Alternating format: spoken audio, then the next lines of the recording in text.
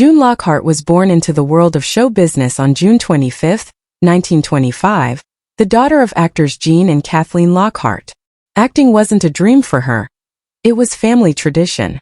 While most children played with toys, June spent her childhood in theater wings and film sets, listening as her parents rehearsed lines.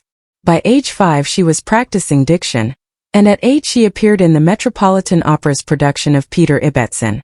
Her early exposure to performance shaped her into a natural actress who understood the rhythm of dialogue before she even knew multiplication.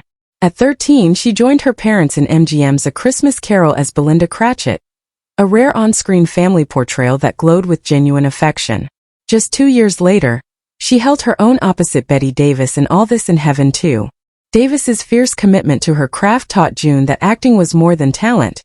It was emotional excavation. At 16 she appeared in Sergeant York with Gary Cooper, a role that made her a recognizable name in Hollywood.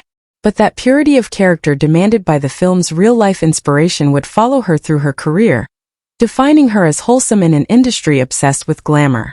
She soon learned Hollywood's harsh side.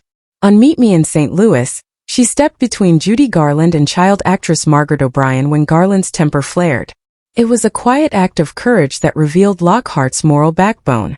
While filming Son of Lassie in the freezing Scottish Highlands, she caught pneumonia but refused to stop working, terrified that a pause would end her career.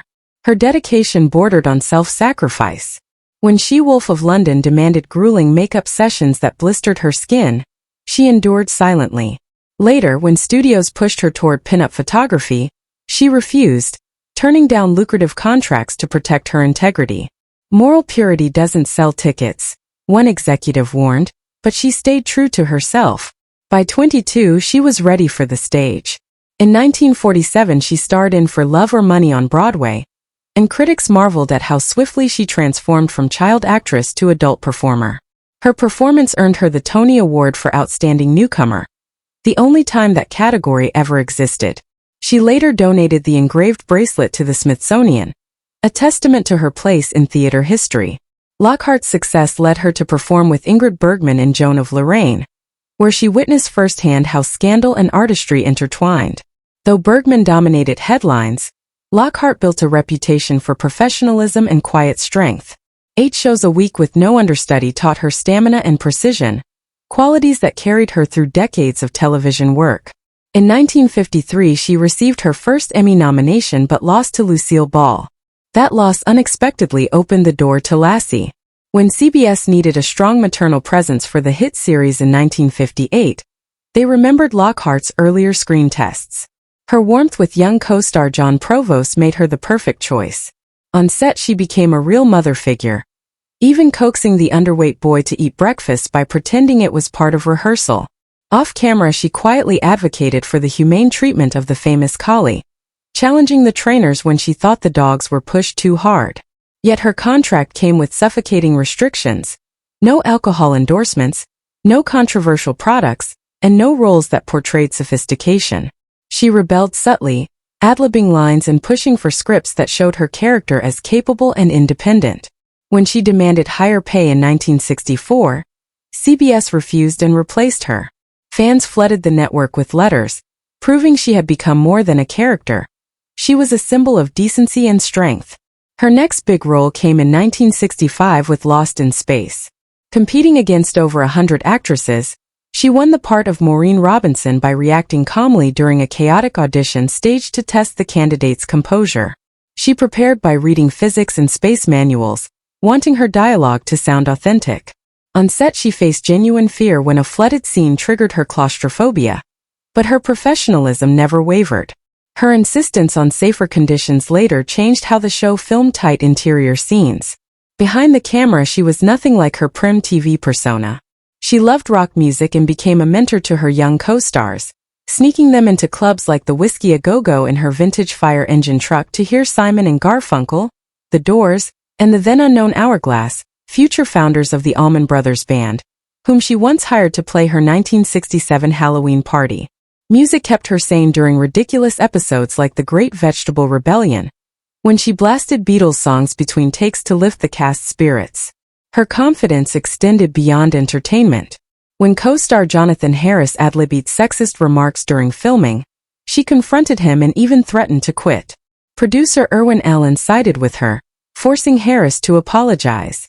Few women in 1960s television wielded such power, and Lockhart's stand became an early example of demanding respect on set. In 1968, she replaced Bea Benaderet as the town doctor on Petticoat Junction, bringing intelligence and warmth to a fading show. Though it ended 2 years later, the role reflected her quiet resilience. Around the same time she began co-hosting the Miss USA pageant with Bob Barker, a glamorous position that lasted 6 years until 1972, when a morality clause ended it. She was living openly with a younger man, and that defiance of convention cost her the job. She refused to apologize, saying simply that her personal life was her own. Lockhart continued to appear at parades and public events, always smiling even when mishaps struck, like the time a gust of wind toppled her Thanksgiving float and left her bruised. She laughed it off, calling it part of show business. Her fascination with space carried her into a surprising new chapter, collaborating with NASA in the 1970s to narrate educational programs and public service announcements. She visited mission control, attended shuttle launches, and became a beloved figure among astronauts who had grown up watching Lost in Space. Her one regret came from turning down the role of Carol Brady in The Brady Bunch. At 44, she wanted to avoid another mother stereotype, unaware the part would make Florence Henderson a household name for decades. Still, Lockhart's legacy reached beyond missed opportunities. While she played gentle TV moms, her real life pulsed with rebellion and rock and roll. She adored the Beatles and David Bowie, kept a photo of Bowie in her wallet, and shared his music with anyone who would listen. Co-star Bill Mumy later called her a rock and roll goddess disguised as America's mom. She continued performing into her 90s, even lending her voice to Netflix's Lost in Space reboot in 2018. She never won an Emmy despite 2 nominations, but she earned 2 stars on the Hollywood Walk of Fame, one for film and one for television, both awarded the same day in 1960.